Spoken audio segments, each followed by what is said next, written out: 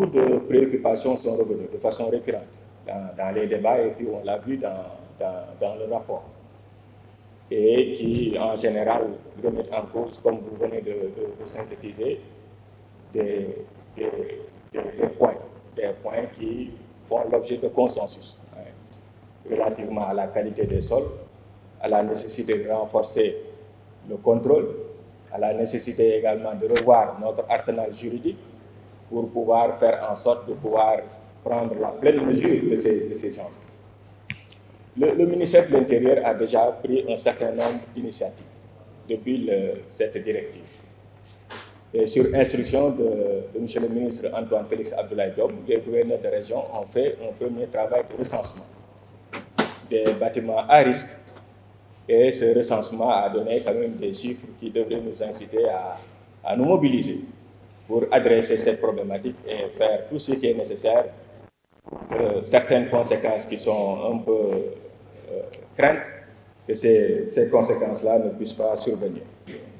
A déjà prévu un certain nombre de mesures qui permettraient, en cas de survenue, en cas de constat de bâtiments à risque, de pouvoir prendre les mesures, soit des mesures d'évacuation par arrêté, aussi bien des maires, ou bien par arrêté de l'autorité administrative, des mesures qui permettraient de pouvoir soit évacuer les populations en ordonnant l'évacuation des occupants, soit en ordonnant la démolition de ces bâtiments qui posent problème, soit en prenant des arrêtés de fermeture, parce que certains de ces bâtiments sont certes des bâtiments privés, mais d'autres sont des bâtiments qui reçoivent du public et qui peuvent faire l'objet de mesures administratives de l'autorité, et d'autres bâtiments carrément faire l'objet d'autorisation de démolir, édictées par les autorités décentralisées, les maires, et soumis à contrôle du représentant de l'État. Et toute une série de mesures être prises pour réhabiliter ou bien reloger certains occupants de ces bâtiments. Parce que ces aspects également, parfois, peuvent avoir une incidence sociale.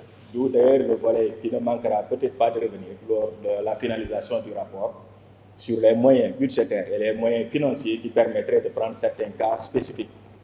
Et la réflexion sera sans doute lancée pour que le comité puisse avoir des moyens budgétaires. Soit ce sont des taxes qui sont indexées sur certaines activités d'urbanisme et de logement, qui permettraient, une fois ce fonds-là réuni, de pouvoir prendre en charge certains cas, des cas sociaux ou bien des cas de calamité. C'est une réflexion abondante qui sera sans doute lancée. Et le ministre de l'Intérieur se tient à vos côtés pour que cette directive du chef de l'État soit prise en charge et soit suivie d'effet au bénéfice des populations.